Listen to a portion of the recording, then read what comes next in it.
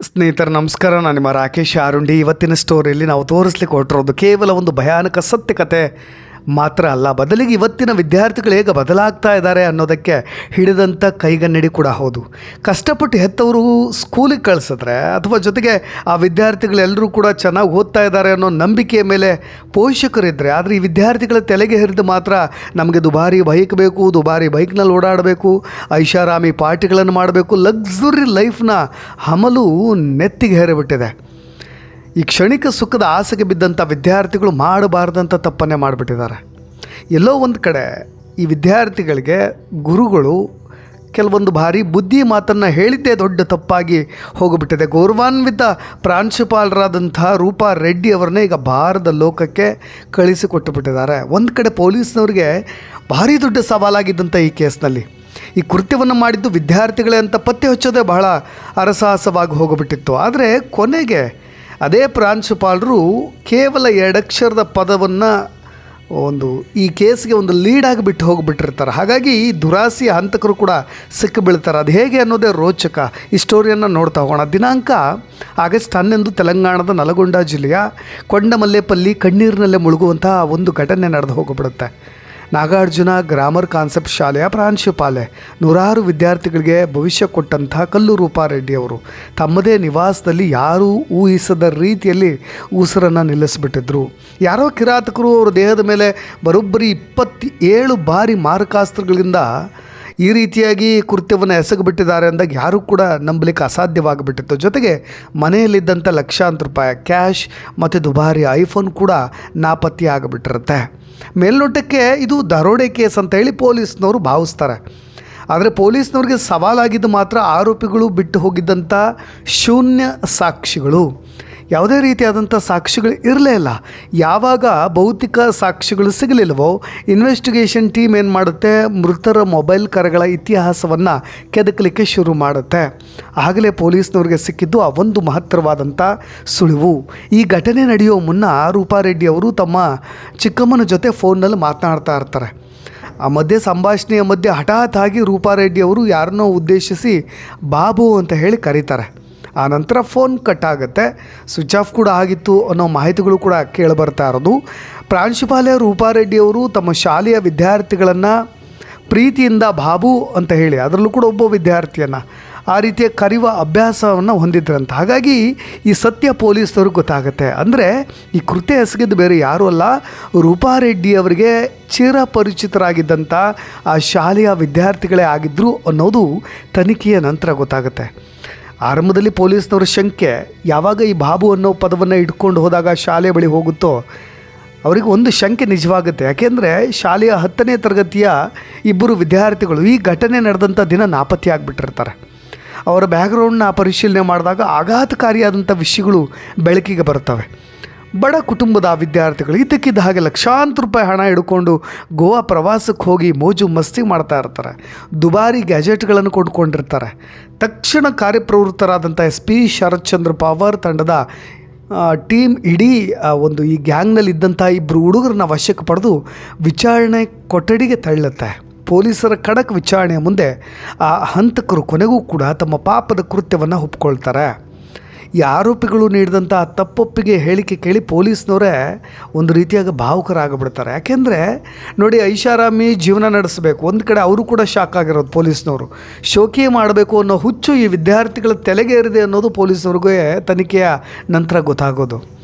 ಶಾಲಾ ಶುಲ್ಕದ ಲಕ್ಷಾಂತರ ರೂಪಾಯಿ ಹಣ ಪ್ರಾಂಶುಪಾಲರ ಮನೆಯಲ್ಲಿತ್ತು.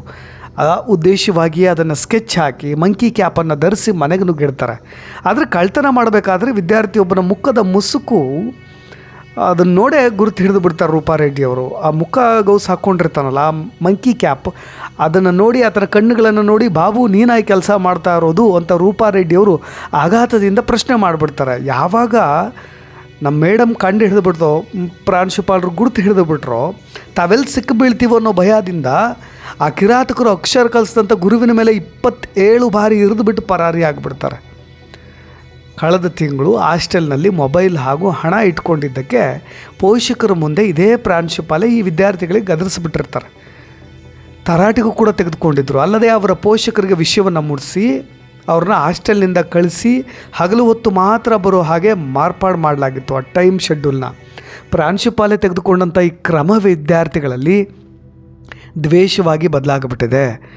ಅದಕ್ಕೆ ಅವರು ಇದರಿಂದ ದ್ವೇಷವನ್ನು ಬೆಳೆಸ್ಕೊಂಡಿದ್ದಂಥ ಈ ವಿದ್ಯಾರ್ಥಿಗಳು ಮನೆಯಲ್ಲಿ ದೊಡ್ಡ ಮೊತ್ತದ ಹಣ ಇದೆ ಅಂತ ಹೇಳಿ ನಂಬಿ, ಜೊತೆಗೆ ಯೂಟ್ಯೂಬ್ನಲ್ಲಿ ಕೆಲವೊಂದಿಷ್ಟು ವೀಡಿಯೋಗಳನ್ನು ನೋಡಿ ಡಿಜಿಟಲ್ ಸಾಕ್ಷಿಗಳನ್ನು ಹೇಗೆ ನಾಶ ಮಾಡೋದು ಅಂತೇಳಿ ಒಂದಿಷ್ಟು ಈ ದರೋಡೆಯನ್ನು ಮಾಡಲಿಕ್ಕೆ ಹಣವನ್ನು ಕತ್ಕೊಂಡು ಬರಲಿಕ್ಕೆ ಒಂದು 5 ದಿನಗಳ ಕಾಲ ವಿದ್ಯಾರ್ಥಿಗಳು ಯೂಟ್ಯೂಬ್ನಲ್ಲೇ ವೀಡಿಯೋಗಳನ್ನು ಗಮನಿಸಿ ಅದಕ್ಕೆ ಸಂಚು ರೂಪಿಸಿ, ಜೊತೆಗೆ ಬಟ್ಟೆ ಅಂಗಡಿಯಲ್ಲಿ ಕೈ ಗ್ಲೌಸು, ಇತರ ಅಂಗಡಿಯಲ್ಲಿ ಒಂದಿಷ್ಟು ಮಾರಕಾಸ್ತ್ರಗಳನ್ನು ಖರೀದಿ ಮಾಡಿರೋದೆಲ್ಲವೂ ಕೂಡ ತನಿಖೆ ನಂತರ ಗೊತ್ತಾಗ್ತಾ ಇರೋದು.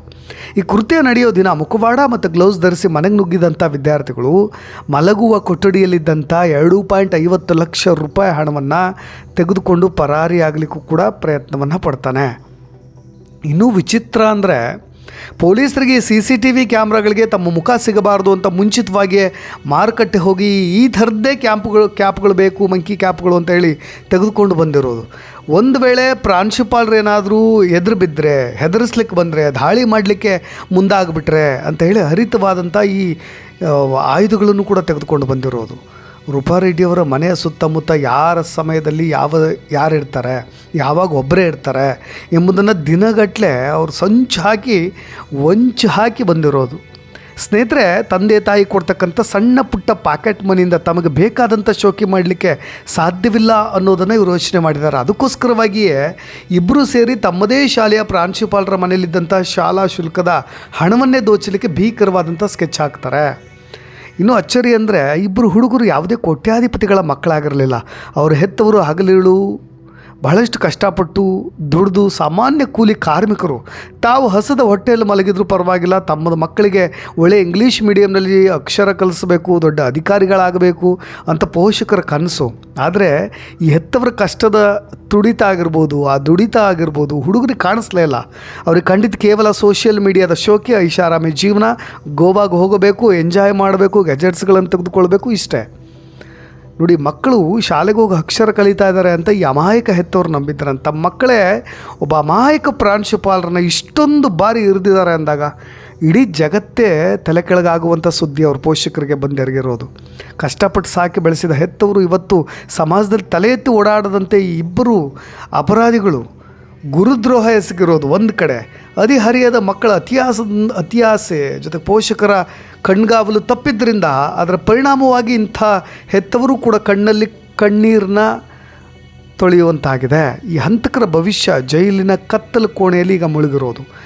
ಪೋಷಕರು ಎಚ್ಚರಿಕೆ ವಹಿಸಬೇಕು. ನಿಮ್ಮ ಮಕ್ಕಳು ಯಾರ ಜೊತೆ ಓಡಾಡ್ತಿದ್ದಾರೆ, ಯಾರ ಜೊತೆ ಮಾತನಾಡ್ತಿದ್ದಾರೆ, ಮೊಬೈಲ್ನಲ್ಲಿ ಏನು ನೋಡ್ತಿದ್ದಾರೆ, ಅವರ ಆಸೆಗಳೇನು, ಭಾಳಷ್ಟು ಕಣ್ಗಾವಲು ಇಡಬೇಕಾಗತ್ತೆ. ಮಕ್ಕಳ ತಪ್ಪು ಹಾದಿಗೆ ಆರಂಭದಲ್ಲಿ ಬ್ರೇಕ್ ಹಾಕದೇ ಇದ್ದರೆ ಕೊನೆಗೆ ಉಳಿಯೋದು ನಿಮಗೆ ಪಶ್ಚಾತ್ತಾಪವಾಗಿಬಿಡುತ್ತೆ. ಕಾನೂನಿನ ಕಣ್ಣಿನಿಂದ ಮತ್ತು ಮಾಡಿದ ಪಾಪದ ಶಿಕ್ಷೆಯಿಂದ ಯಾರೂ ತಪ್ಪಿಸ್ಕೊಳ್ಳಿಕ್ಕೆ ಸಾಧ್ಯನೇ ಇಲ್ಲ. ಕೆಲವೊಂದು ಬಾರಿ ಮಕ್ಕಳ ಸಣ್ಣ ಪುಟ್ಟ ಆಸೆಗಳನ್ನು ಈಡೇರಿಸೋದು ತಪ್ಪಲ್ಲ, ಆದರೆ ಅವರ ಆಸೆಗಳು, ಅವರ ವಯಸ್ಸು, ನಿಮ್ಮ ಆರ್ಥಿಕ ಪರಿಸ್ಥಿತಿ ಮೀರಿದಾಗ ತಕ್ಷಣವೇ ಎಚ್ಚೆತ್ತುಕೊಳ್ಬೇಕು. ದುಬಾರಿ ಬೈಕು, ಬ್ರ್ಯಾಂಡೆಡ್ ಬಟ್ಟೆ ಬೇಕು, ಐಷಾರಾಮಿ ಗ್ಯಾಜೆಟ್ ಬೇಕು ಅಂತ ಹಠ ಹಿಡಿದ್ರೆ ಅವರಿಗೆ ಪ್ರೀತಿಯಿಂದಲೇ ಬದುಕಿನ ವಾಸ್ತವ ಪರಿಸ್ಥಿತಿ, ನಿಮ್ಮ ಕಷ್ಟಗಳು ಎಲ್ಲವನ್ನೂ ಅರ್ಥ ಮಾಡಿಸ್ಬೇಕು. ಜೊತೆಗೆ ಹದಿಹರಿಯದ ಮನಸ್ಸು, ಅವರ ಸಹವಾಸ, ಕೆಟ್ಟ ಸಹವಾಸ ಇದೆಯಾ ಎಲ್ಲವನ್ನು ತಿಳಿದುಕೊಳ್ಬೇಕು. ನಡವಳಿಕೆಯಲ್ಲಿ ಚೇಂಜ್ ಆದರೆ ಅಥವಾ ನಿಮ್ಮ ಕಣ್ಣು ತಪ್ಪಿಸಿ ಮೊಬೈಲ್ ಬಳಸೋದು, ಕದ್ದು ಮುಚ್ಚಿ ಹಣ ಖರ್ಚು ಮಾಡೋದು, ಕಾರಣವಿಲ್ಲದೆ ಸ್ಕೂಲ್ಗೆ ಗೈರಾಗ್ತಾಯಿದ್ರೆ ಅವರು ಇರ್ತಕ್ಕಂಥ ಇಂದಿನ ಜೆನ್ಜಿ ಪೀಳಿಗೆಯ ಮಕ್ಕಳ ಗೊಂದಲಗಳನ್ನು ಕೂಡ ಬಗೆಹರಿಸಬೇಕಾಗತ್ತೆ. ಇಲ್ಲದೇ ಇದ್ದರೆ ಈ ಥರದ ಕೃತ್ಯಗಳೇ ನಡೆಯುತ್ತೆ. ನೋಡಿ, ನಾವು ಮಕ್ಕಳ ತಪ್ಪುಗಳನ್ನು ಆರಂಭದಲ್ಲೇ ತಿದ್ದೇ ಇದ್ದರೆ ಆ ತಪ್ಪುಗಳ ಮುಂದೆ ಇಡೀ ಸಮಾಜವೇ ತಲೆ ತೆಗೆಸುವಂಥ ದೊಡ್ಡ ಅಪರಾಧವಾಗೂ ಕೂಡ ಮಾರ್ಪಡ್ಬೋದು. ಅತಿಯಾದ ಮುದ್ದು ಮಕ್ಕಳ ಭವಿಷ್ಯವನ್ನು ಕೂಡ ಹಾಳು ಮಾಡುತ್ತೆ. ಹಾಗಾಗಿ ಸ್ವಲ್ಪ ಎಚ್ಚರಿಕೆಯಿಂದ ಇರಿ. ಇಲ್ಲದೇ ಇದ್ದರೆ ಈ ಥರ ಅಡ್ಡದಾರಿ ಹಿಡಿದು ಬಿಡ್ತಾರೆ. ಶಾರ್ಟ್ಕಟ್ ಹಿಡಿದು ದುಡ್ಡನ್ನು ಸಂಪಾದಿಸ್ಲಿಕ್ಕೆ ಹೋಗಿ ಈ ಥರದ ಕೃತ್ಯಗಳಿಗೂ ಕೂಡ ದಾರಿ ಮಾಡಿಕೊಡಬಾರ್ದು ಅನ್ನೋದಷ್ಟೇ ನನ್ನ ಸಲಹೆ ಅಂತ ಹೇಳ್ತಾ, ಈ ವಿಡಿಯೋಗೆ ಸಂಬಂಧಪಟ್ಟಾಗ ನಿಮ್ಮ ಕಮೆಂಟ್ಸ್ ಕೂಡ ಇಂಪಾರ್ಟೆಂಟ್ ಆಗುತ್ತೆ, ಅದನ್ನು ಕೂಡ ತಿಳಿಸಿ ಅಂತ ಹೇಳ್ತಾ ಧನ್ಯವಾದ.